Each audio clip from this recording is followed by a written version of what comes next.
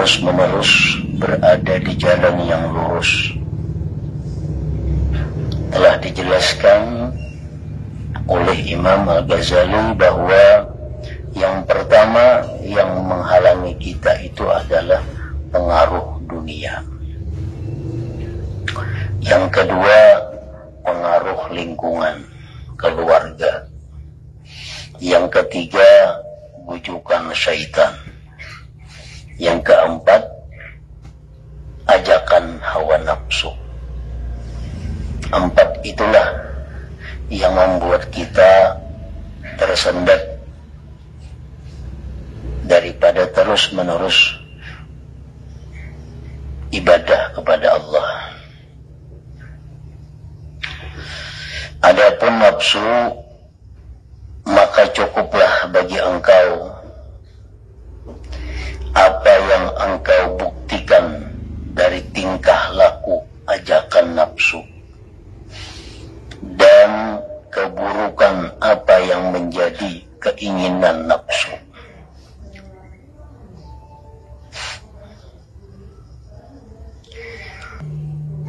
Nafsu ini dalam keadaan mengajak bersenang-senang adalah seperti binatang,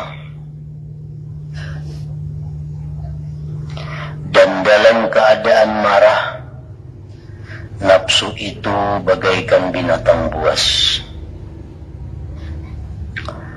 Dalam keadaan menghadapi musibah, nafsu itu seperti anak kecil.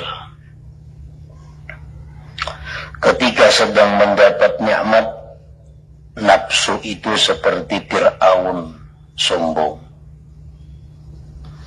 Ketika sedang lapar, nafsu itu seperti orang gila.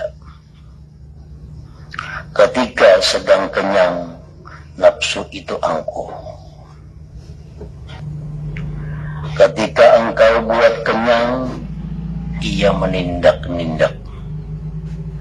Kalau engkau bikin nafsu itu lapar, ia menjerit dan mengeluh. Pindiknya, nafsu itu seperti apa yang diucapkan oleh seorang penyair, kahimaris su in ashba'tahu ramahan nasa wa in ja'a nahaq. Artinya nafsu itu bagaikan himar yang jelik. Jika engkau buat kenyang, ia menendang orang. Dan kalau lapar, ia berteriak-teriak. Itulah nafsu yang lazim disebut dengan nafsu ammarah. Nafsu ammarah, nafsu yang selalu mengajak kita untuk berbuat kesalahan, yang mengajak kita untuk selalu mementingkan kesenangan-kesenangan sesaat, melupakan akibat dari kesenangan itu. Benar sekali orang saleh ketika berkata, di antara keburukan dan kebodohan nafsu ini yaitu apabila berniat melakukan maksiat atau bersegera kepada syahwat, lalu engkau belokkan atau engkau memohon bantuan dengan keagungan Allah Subhanahu wa ta'ala, kemudian dengan utusan Allah dan Nabi dan semua Nabiullah, dengan kitab Allah, dengan seluruh hamba Allah yang salih, serta engkau hadapkan kepada maut, kubur, hari kiamat, surga dan neraka, maka nafsu itu tidak mau menurut dan enggan meninggalkan kesenangannya. Jadi nafsu itu artinya walaupun kita bujuk dengan memandang keagungan Allah, nafsu kita bujuk untuk menuruti apa yang dibawa oleh Nabi-Nabiullah. Nafsu kita bujuk agar dia patuh kepada kitab Allah.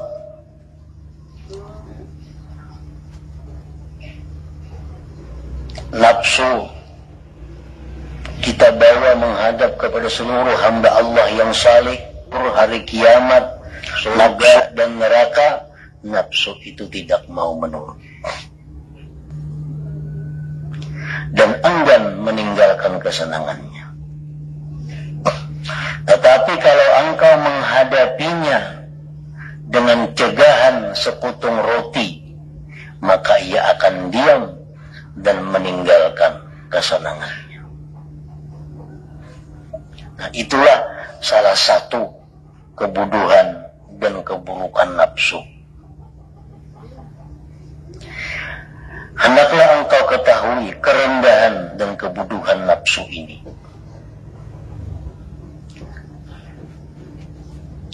Lalu berhati-hatilah, jangan sampai lengah dari nafsu engkau. Sebab nafsu itu sebagaimana difirmankan oleh Tuhan yang Maha Agung, inna nafsa la'amaratum bisu. Ketahuilah, nafsu itu selalu mengajak berbuat jelek. Walaupun kelihatannya baik, walaupun kelihatannya taat, tetapi ujung-ujungnya pasti akan menimbulkan kejelekan, menimbulkan kemaksiatan. Ayat ini cukuplah sebagai peringatan bagi orang yang berakal.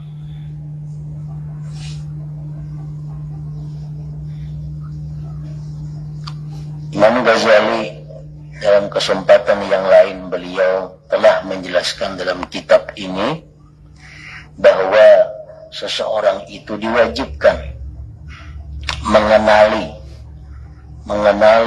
geritik-geritik hati, mengenali bisikan-bisikan yang masuk ke dalam hati. Dia hendaknya kenal apakah bisikan itu dari Allah, apakah bisikan itu dari malaikat, apakah bisikan itu dari syaitan, apakah bisikan itu dari nafsu. Hendaknya kita bisa mengenal itu. Supaya apa? Bisikan dari Allah kita laksanakan, bisikan dari malaikat kita laksanakan, bisikan dari syaitan kita tinggalkan, bisikan nafsu kita tinggalkan. Sebab bisikan syaitan, bisikan nafsu itu bisa berupa kebaikan pada zahirnya. Nah, kalau kita bisa membedakan mana bisikan nafsu, mana bisikan syaitan, maka kita akan terjerumus ke dalam kerusakan, ke dalam kejahatan.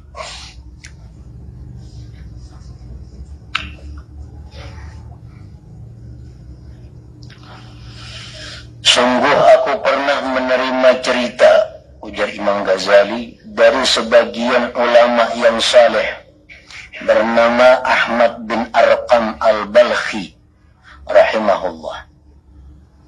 Beliau berkata, aku selalu dibujuk oleh nafsu supaya keluar ke peperangan.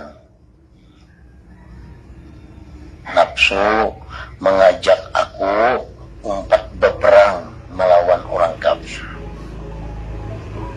Nah, padahal ini satu kebaikan. Berperang melawan orang kafir sesuatu jihad yang sangat besar nilainya di sisi Allah. Tapi beliau ini tahu yang membawai, yang mengajak ikut berperangnya adalah bisikan nafsu.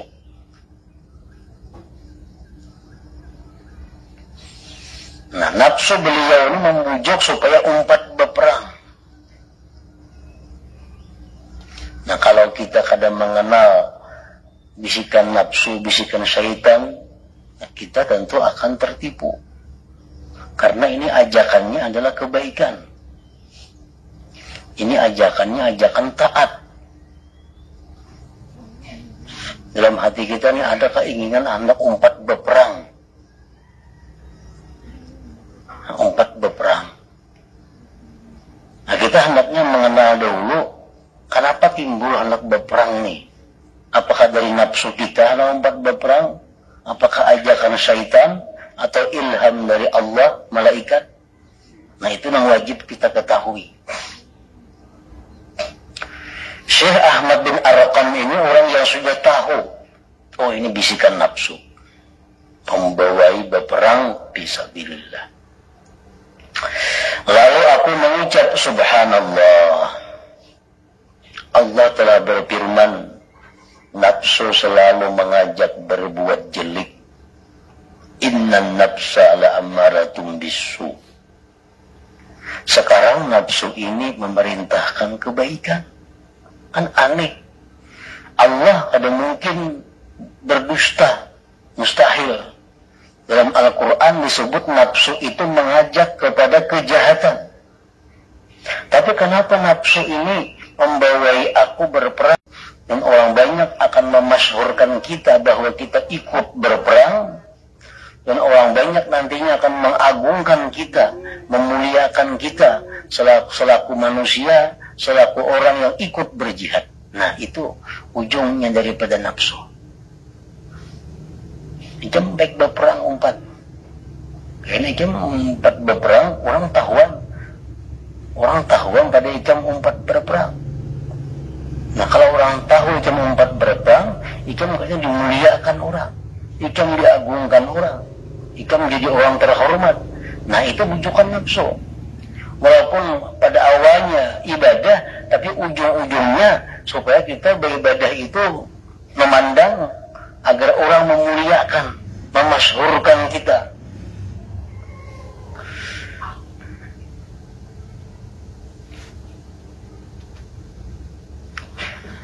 Maka aku pun berkata kepada suku itu, aku tidak akan menempatkanmu di keramaian dan tidak akan memperkenalkanmu dengan orang banyak.